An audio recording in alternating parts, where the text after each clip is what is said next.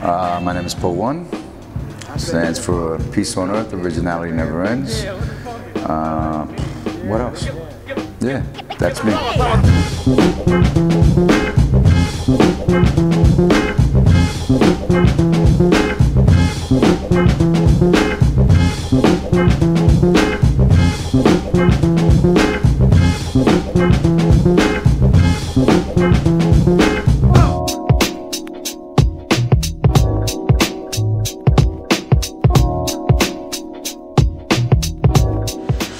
I would like the character to come back. More character, you know, more characters in the scene. Not to be afraid to play. You know, people are playing, but they're playing one game. You know, it's hard to explain, but I think it's really nice if people can change their styles and their characters a bit and makes it more fun. You know, like to bring out the kid inside again. Track 2 told me something very fresh, okay? Remind asked Track 2 at Mighty Force Seattle. I think it was 2007 if I'm not mistaken, okay? Remind was doing a workshop in Seattle and I was at the hotel and I told Track 2, yo, I'm gonna go watch Remind's workshop. And Track said, yo, I'll go with you. I said, okay. So we were in the workshop and maybe it was 2008, I don't know. But we're in the workshop and Remind's talking and then Remind would ask me questions in the workshop. And then I would ask Track 2 questions. And what I realized is you had 3 different generations of B-boys in there. You had a 1975 B-boy, Track 2. You know, 76, 75, 76, you had 1982, and then you had Remind, late 80s, early 90s, you know, B-boy. So I asked Remind, yo, is it okay if me and Track help you with the workshop? And we give a 3-generation different opinions and how similar the opinions are. And whatever Track 2 couldn't do physically, I would do. You know, he would have me do it. So during that workshop, Remind asked him, yo, why do we still call ourselves B-boys? You know, because I'm not a boy anymore, I'm a man. Why don't we call ourselves B-men? B-boy, from B-boy to B-men, you know? And Track 2 said, you know what, my brother? He goes, when you work all day, you go to school all day, you have a girlfriend or a wife that's telling you every day what to do, how to be, this, that, right? Discipline, discipline, discipline. He says, when you dance, what comes out? And then Remind said, I become a kid again. I play. And then Track 2 said, exactly. He goes, that's why you're still called a B-boy or a B-girl. Because, he goes, the boy or the girl comes out to play. All day you're working, discipline, discipline like a robot, domesticated, conditioned to believe something. When music turns on, you become a character and you play, you know? And I think, when he said that, it reminded me of the beginning of when I first started. When there was rules, but no rules. The only rule was about being fresh, funky, and everything else you can do whatever you want. And that let me play. So I think one of the main things I would say is don't forget to play. There's so much competition now, competitions, organized competitions. They're good, we need them. It gives me work, it gives other people work, and it gives somebody a place to go to show their skill, you know? When I was growing up, we had to look for breakers, you know? You would go to a club, sometimes breakers were there, sometimes they weren't, you know? But the breaking would happen by you.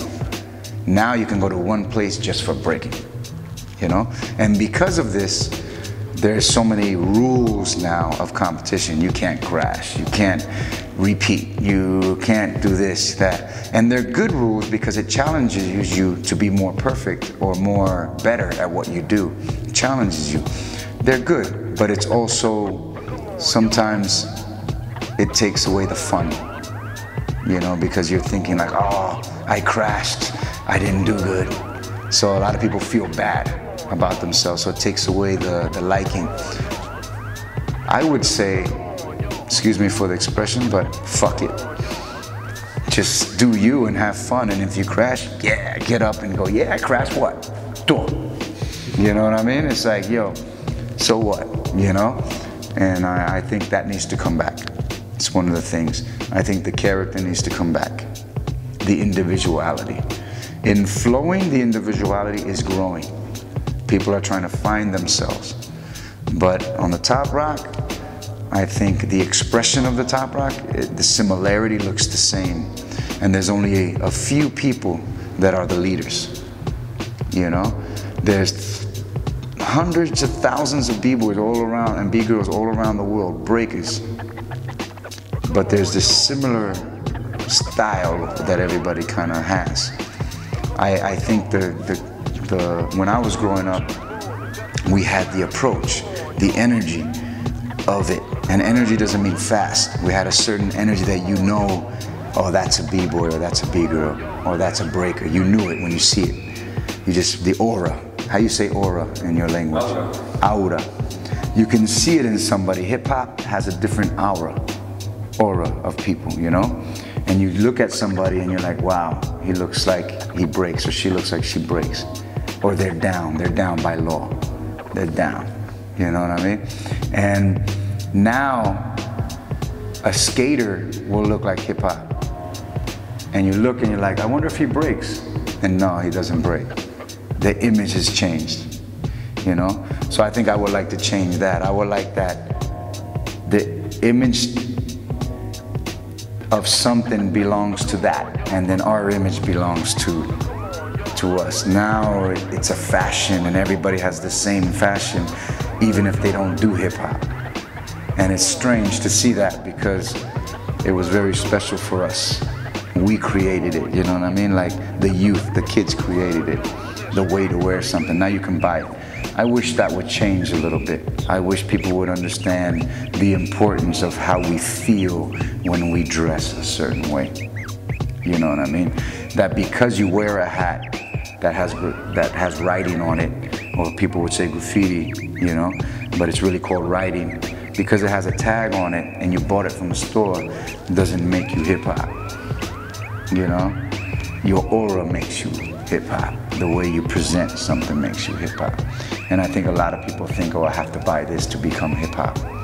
And I think I would like to change it. If I could change something, it would be that. Like, it's not what you buy, it's how you rock it. It's how you rock it. It's how you rock it. It's how the guy from Soul Sonic Force, the big pow wow, Mr. Globe, and all that song you've heard it before.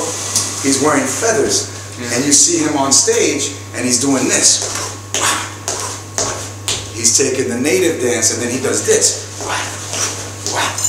Okay? He's taken from native, and he's not native. He's not Indian. You know, he's taking it, and he created a style with it. All because you're not native doesn't mean you don't have to do it. You're a character. You pick a character, and you can change characters. You can be a gentleman character. You can be a hooligan character. When we didn't have YouTube or computers, how did breaking create break?